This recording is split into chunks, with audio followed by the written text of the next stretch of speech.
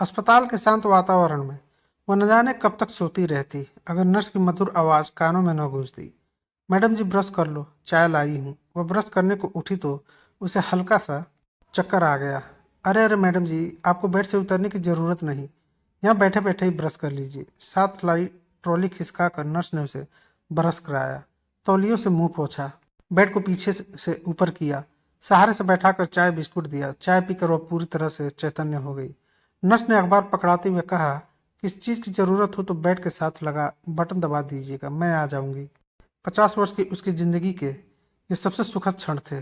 इतने इत्मीनान से सुबह की चाय पीकर अखबार पढ़ना उसे एक सपना सा लग रहा था। जब तक अखबार खत्म हुआ, नर्स नाश्ता व दूध लेकर हाजिर हो गई। साथ ही वह कोई दवा भी खिला गई। उसके बाद वह फिर सो गई और तब उठी जब नर्स उसे खाना खाने के लिए जगाने आई। खाने में 2 सब्जियां, दाल, सलाद, दही, चावल, चपातियां और मिक्स फ्रूट्स थे। घर में तो दिन भर की भागदौड़ से थकने के बाद किसी तरह एक फुल्का गले के नीचे उतरता था, लेकिन यहाँ वह सारा खाना बड़े इत्मीनान से खा गई थी। नर्स ने खिड़कियों के पर्दे खींच दिए थे। कमरे में अंधेरा हो गया था, एसी चल रहा था। निश्चिंतता से लेटी वह सोच रही थी कि काश सारी उम्र अस्पताल के इसी कमरे में गुजर जाए। कितनी शांति व सुकून है यहाँ। किंतु तभी चिंतित पति व असहाय अम्मा का चेहरा उसकी आंखों के सामने घूमने लगा। उसे अपनी सोच पर ग्लानि होने लगी कि घर पर अम्मा बीमार हैं। 2 महीने से वे बिस्तर पर ही हैं। 2 दिन पहले तक तो वही उन्हें हर तरह से संभालती थी। पति निश्चित भाव से अपना व्यवसाय संभाल रहे थे। अब न जाने घर की क्या हालत होगी। अम्मा उसके यानी अनु के अलावा किसी और की बात नहीं मानती। अम्मा चाय, दूध, जूस, नाश्ता, खाना सब उसी के हाथ से लेती थी। किसी और से अम्मा अपना काम नहीं करवाती। अम्मा की हल्के हाथों से मालिश करना, उन्हें नहलाना धुलाना, उनके बाल बनाना, सभी काम अनु ही करती थी। सब कुछ ठीक चल रहा था, लेकिन अम्मा के साथ साथ आने जाने वाले रिश्तेदारों की सुबह से लेकर रात तक खातिरदारी भी उसे ही करनी पड़ती थी। उसे हाई ब्लड प्रेशर था। अम्मा और रिश्तेदारों के बीच चक्कर घिन्नी बनी। आखिर वह एक रात अत्यधिक घबराहट व ब्लड प्रेशर की वजह से फोर्टिक्स अस्पताल में पहुंच गई थी। आनन फानन उसे ऑक्सीजन लगाई गई। 2 दिन बाद एंजियोग्राफी भी की गई, लेकिन सब ठीक निकला। आर्टरीज में कोई ब्लॉकेज नहीं था। जब स्ट्रेचर पर डालकर उसे एंजियोग्राफी ले जाया जा रहा था, तब फीकी मुस्कान लिए पति उसके कंधे पर हाथ रखते हुए बोले, चिंता मत करना, आजकल तो ब्लॉकेज का इलाज दवाओं से हो जाता है। वो मुस्कुरा दी थी। आप व्यर्थ ही चिंता करते हैं, मुझे कुछ नहीं है। उसकी मजबूत इच्छा शक्ति के पीछे अम्मा का बहुत बड़ा योगदान रहा है। अम्मा के बारे में सोचते हुए वह पुरानी यादों में घिरने लगी थी। उसकी माँ तो उसे जन्म देते ही चल बसी थी। भैया उसके 15 साल बड़े थे। लड़की की चाह में बड़ी उम्र में माँ ने डॉक्टर के मना करने के बाद भी बच्ची पैदा करने का जोखिम उठाया था, और उसी के पैदा होते ही वह चल बसी थी। पिताजी ने अनु की वजह से तलाकशुदा युवती से पुनः विवाह किया था, लेकिन परिस्थितियां ऐसी बनती गई कि अंततः नाना नानी जी के घर ही उसका पालन पोषण हुआ था। भैया हॉस्टल में रहकर पले बढ़े। सौतेली माँ की वजह से पिता, भैया और वह एक ही परिवार के होते हुए भी 3 अलग अलग किनारे बन चुके थे। वह 12वीं की परीक्षा दे रही थी कि तभी अचानक नानी गुजर गई। नाना ने उसे अपने पास रखने में असमर्थता दिखा दी थी। दामाद जी, मैं अकेला अब अनु की देखभाल नहीं कर सकता। जवान बच्ची है, अब आप इसे अपने साथ ले जाओ। न चाहते हुए भी उसे पिता और दूसरी माँ के साथ जाना पड़ा।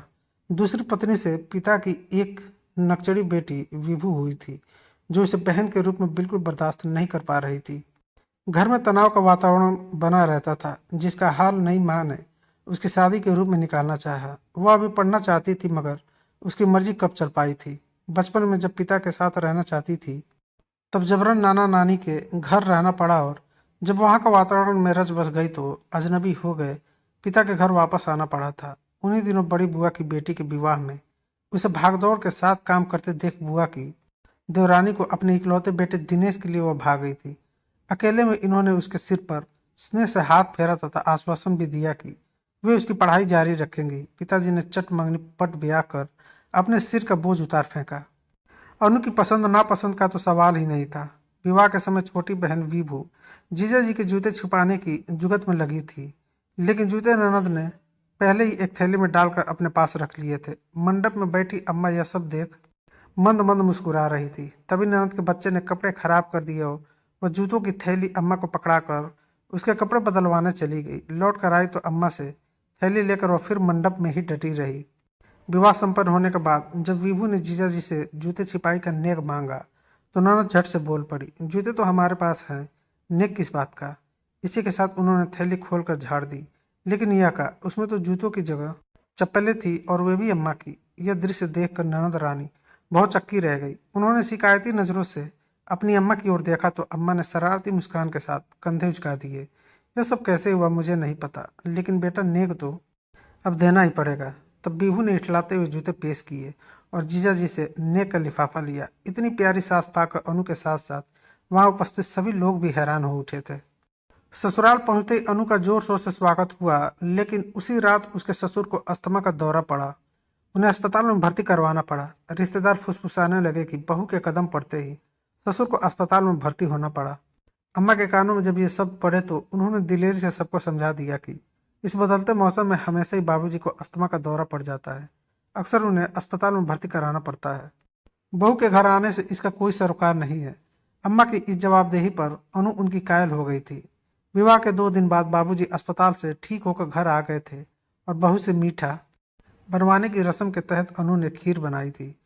खीर को ननद ने चखा तो एकदम चिल्ला दी, यह क्या भाभी, आप तो खीर में मीठा डालना ही भूल गई।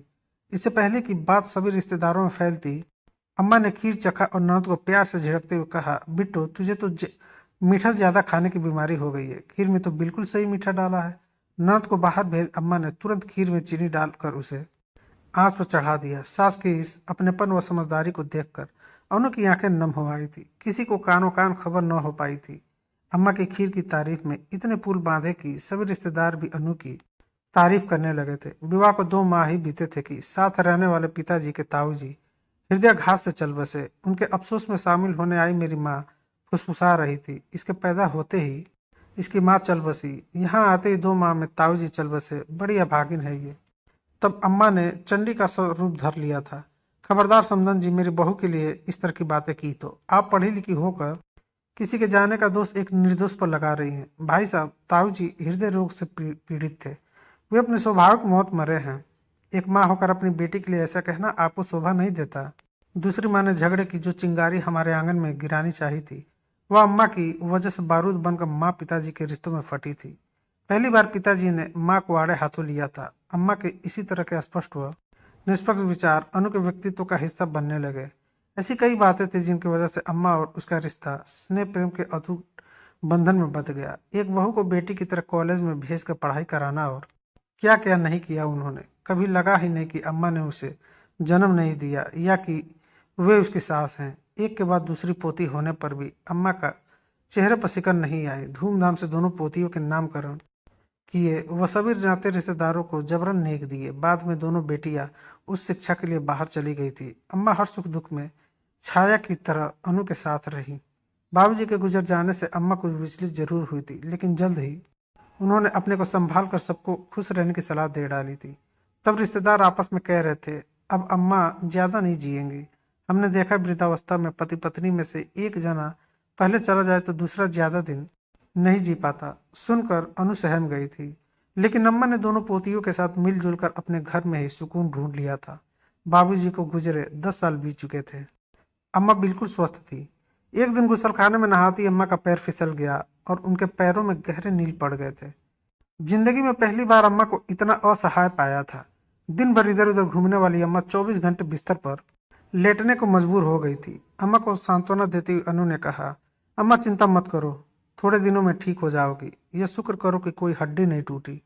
अम्मा ने सहमति में सिर हिलाकर उसे सख्ती से कहा था, बेटी मेरी बीमारी की खबर कहीं मत करना, व्यर्थ ही दुनिया भर के रिश्तेदारों मिलने वालों का आना जाना शुरू हो जाएगा। तो खुद हाई ब्लड प्रेशर की मरीज है, सबको संभालना तेरे लिए मुश्किल हो जाएगा। अम्मा की बात मान। उसने व दिनेश ने किसी रिश्तेदारों को अम्मा के बारे में नहीं बताया, लेकिन एक दिन दूर के एक रिश्तेदार के घर आने पर उनके द्वारा बढ़ा चढ़ाकर अम्मा की बीमारी सभी जानकारों में ऐसी फैली कि आने जाने वालों का तांता सा लग गया। फलस्वरूप मेरा ध्यान अम्मा से ज्यादा रिश्तेदारों के चाय नाश्ते व खाने पर जा अटका। सभी बिना मांगे मुफ्त की रोग निवारण राय देते तो कभी अलग अलग डॉक्टर से इलाज कराने का सुझाव देते। साथ ही अम्मा के लिए नर्स रखने का सुझाव देते हुए कुछ जुमले उछालने लगे। मसलन, अरे तू क्यों मुसीबत मोल लेती है, किसी नर्स को इनकी सेवा के लिए रख ले। तूने क्या जिंदगी भर का ठेका ले रखा है, फिर तेरा ब्लड प्रेशर इतना बढ़ा रहता है। अब इनकी कितनी उम्र है, नर्स संभाल लेगी। इधर अम्मा को भी न जाने क्या हो गया था, वे भी चिड़चिड़ी हो गई थी। हर 5 मिनट में उसे आवाज दे देकर बुलाती। कभी कहती कि पंखा बंद कर दे, कभी कहती पंखा चला दे, कभी कहती पानी दे दे, कभी पोटी पर बिछाने की जिद करती। अक्सर कहती कि मैं मर जाना चाहती हूँ। अनु हैरान रह जाती। रिश्तेदारों की खातिरदारी और अम्मा की बढ़ती जिद के बीच भागम भाग वो परेशान हो गई थी। ब्लड प्रेशर इतना बढ़ गया कि उसे अस्पताल में भर्ती होना पड़ा। 3 दिन अस्पताल में रहने के बाद जब मैं घर आई तो देखा घर पर अम्मा की सेवा के लिए नर्स लगी हुई है। उसने नर्स से पूछा, अम्मा नाश्ता खाना आराम से खा रही हैं? उसने सहमति में सिर हिला दिया।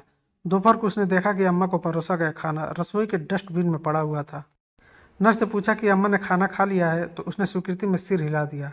यह देखकर वह परेशान हो उठी। इसका मतलब 3 दिन से अम्मा ने ढंग से खाना नहीं खाया है। नर्स को उसने उसके कमरे से आराम करने भेज दिया और स्वयं अम्मा के पास चली आई।